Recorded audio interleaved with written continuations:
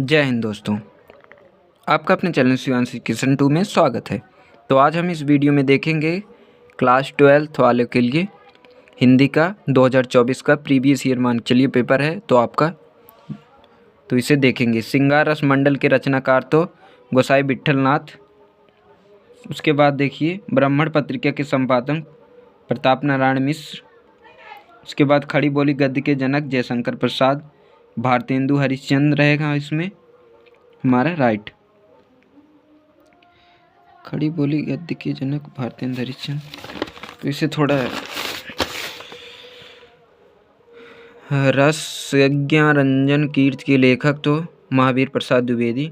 रेखा चित्र पर आधारित रचना है तो अतीत के चलचित्र। उसके बाद देखिए हिंदी साहित्य की प्रथम काव्य माना जाते हैं तो सरहापा को। उसके बाद देखिए तीसरा सप्तक का प्रकाशन 1959 में। कठिन काव्य के प्रेत कहा जाता है तो केशवदास। उसके बाद अगला दोस्तों हमारा अगला है सामधेनी काव्य के रचयिता। सामधेनी काव्य के रचयिता हमारे रामधारी सिंह दिनकर जी हैं। उसके बाद देखिए निम्नलिखित में किसी ग्रंथ रीतकाल का परंपरा से संबंधित है तो बिहार सत्साई, तो बिहारी क्या है। निम्नलिखित गद्यांशों पर आधारित प्रश्न उत्तर लिखना। आपको गद्यांश को पढ़कर ये हमारा राष्ट्र का स्वरूप और इसके लेखक हैं हमारे। उपयुक्त गद्यांश के पाठ एवं उसके लेखक का नाम लिखना आपको। तो इसमें वासुदेव शरण अग्रवाल जी ने राष्ट्र के स्वरूप वाले चैप्टर से लिए गए। आपको रेखांकित अंश की व्याख्या, धरती को वसुंधरा क्यों कहा जाता है, ये सब बताना है दोस्तों। उसके बाद अगला देखते हैं। आपको दो दिए रहेगा, आपको दोनों में से एक ही करना है। उसके बाद देखिए निम्नलिखित पद्यांशों पर आधारित उत्तर लिखना है। इसमें भी दो दिए गए अथवा करके। अथवा देखिए सावधान मनुष्य, यद विज्ञान तलवार, ये सब देखना आपको। उसके बाद देखिए दोस्तों, उसके बाद रेखांकित उसके क्वेश्चनों का आंसर देना है। निम्नलिखित में किसी एक लेखक का परिचय दीजिए, उनकी रचना का उल्लेख कीजिए। तो देखिए 3 दिए गए हैं। कन्हैयालाल प्रभाकर मिश्र,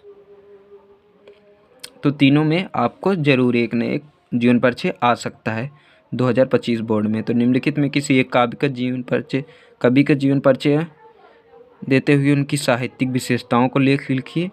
तो देखिए 3 लोग दिए गए हैं, तीनों में से आपका आ सकता है। उसके बाद देखिए हमारा पंचलाइट कहानी के प्रमुख पात्र का चित्रण करना है।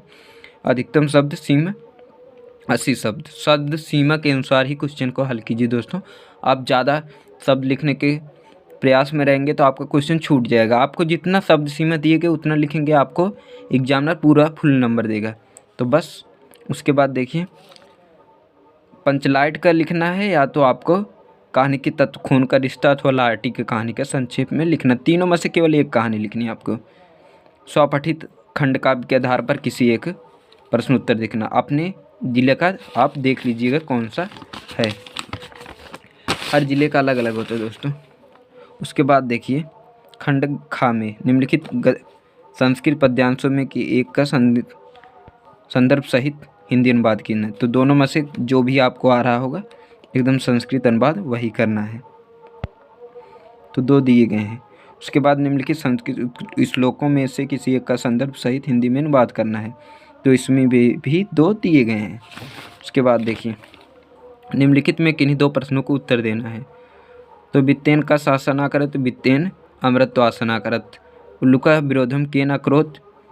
उल्लू ने विरोध में कहा ममना रोचते ममना रोचते।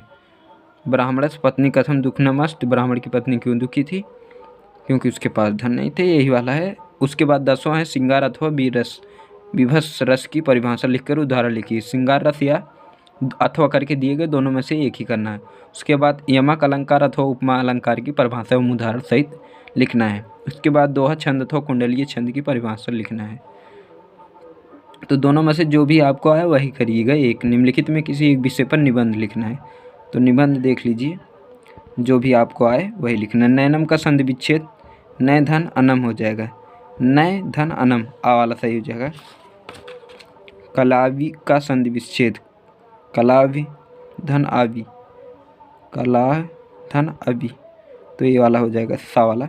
वृद्धा का संधि विच्छेद वृद्धा वृद्धा, धा, वृद्धा, ए वाला हो जाएगा हमारा, राइट। उसके बाद देखिए, उसके बाद निम्नलिखित में किसी एक पद का समास विग्रह करना है।